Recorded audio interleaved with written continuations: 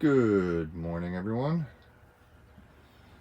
Figured I'd give everybody a little update. Haven't posted a video in a while. Haven't really had the ability to. So just figured I'd catch everybody up on the progress of the new grow area. Not complete, as you can see, but it's getting closer and closer. Now, what you have here is the entrance to the 8x4 room, and technically that room to the right. What was recommended, a buddy of mine, he says instead of making something to cover up those sides and remove it and then having to do intakes and all this other stuff, he goes, why don't you just put a door right here? So got a 32-inch interior door, and that's getting mounted once everything here is set up and placed and located and all that good stuff. But this corner over here is going to be where the reservoir and all the kind of like the electronics, like the some of the sensors, the HANA TDS meter. I'm going to have the Mendel sensor is going to be inside there. I got that from a giveaway done by J2J Genetics on Instagram, so I was pretty happy about that. Kind of shocked. He just messaged me. He's like, "Hey, dude, you won. What's your address?" I was like, "Sweet." So, thanks to him and the giveaway. But moving forward, got a few decisions to make as far as what's going in here. Right now, you can see I got a 6-inch duct exhaust fan. That will pretty much cover this area here. And that is the PEX that essentially just run from my sprinkler line, my outside spigot, to inside here. Cousin's probably going to come by and tie that in, run everything where I need to be. And I just got to mark up the walls and say, hey, I need something here, I need it here, here, here, here, here, and he'll take care of all that. Same with the electricity. I just got to mark out where I need and want stuff, and buddy of mine will take care of that. So moving on in here, the room's completely sealed with Panda Liner. Last portion that needs to be done is up here. I am probably going to take that last bit of insulation and just stick it up there, just to give a little bit more control of this area, because all the walls are insulated. Got the AC here. Now, deciding to keep this open, this room is strictly going to be flower, 12-12, that's it. 9 a.m. to 9 p.m. or 10 a.m. to 10 p.m. nonstop. That's going to be it. So, deciding whether to do a Floraflex setup or a current culture undercurrent setup or a Posi Hydro. Posi Hydro is pretty much the same as undercurrent. They just use a different, it's a positive pressure setup. I've been reading the science on it, and I kind of like it a lot better than the undercurrent setup. Plus, I like how the drainage and everything else works. They kind of fixed a lot of issues that undercurrent had and problems that people were having with their systems and lines getting clogged up and so on and so forth. And but it's new equipment. I do have an 8-gallon 8-pod undercurrent system at the moment that is pretty much was measured out for this area. That's 8 pods, 8 plants. Could always do the Floraflex. You could have 10 to 12, either 3 or 5 gallons in here, and that would be soil with a drip irrigation system and a condensation pump to remove all the overflow or the runoff and stuff like that. So got to decide what to do as far as that goes.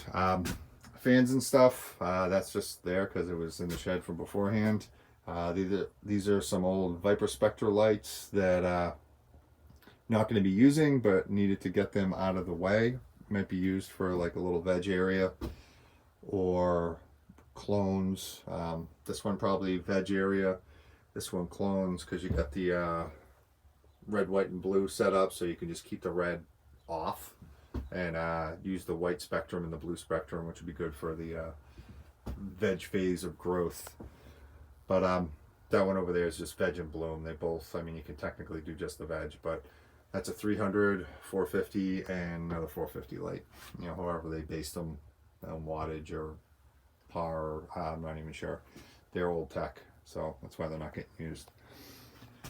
But right up there, you got the 6-inch fan that is mounted. That is going to be tied into a Will-Hi sensor, or I'm going to see if I can somehow tie it into the Mendel sensor. And right up there in the corner is the exhaust.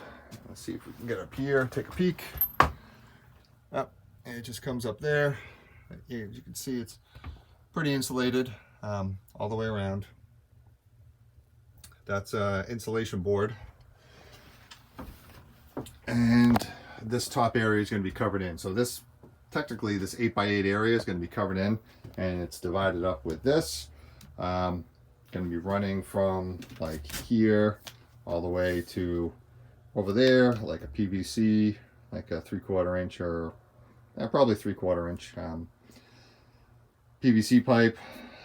You know, that way you can put your trellis netting and connect it here, have one go across, just have quick connect, so you can have one go from here all the way to over there, and you can take them out when you need, you can raise them up, you can do all sorts of stuff. It's kind of a modular system, I think would be the best bet.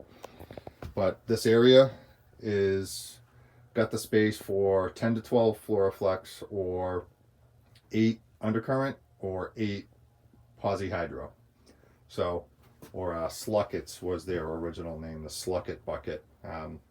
The design's just awesome. I'm very impressed. I spoke with one of the marketing directors, and he sold me on the system. I just don't know if it's in the price point right now. It's comparable to undercurrent, probably a little cheaper, I think, but we'll see.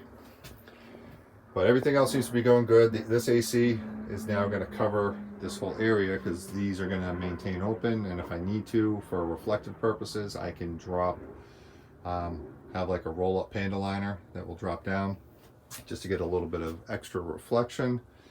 The 32-inch door is going to go right here. So this is where I'd be standing, will be completely sealed off. And I got some blackout stuff, essentially the panda liner is going to go over this. And it's going to look good once it's all said and done. Still got a lot of work to do, but definitely like some comments on whether or not you guys think, guys or girls, think I should go with the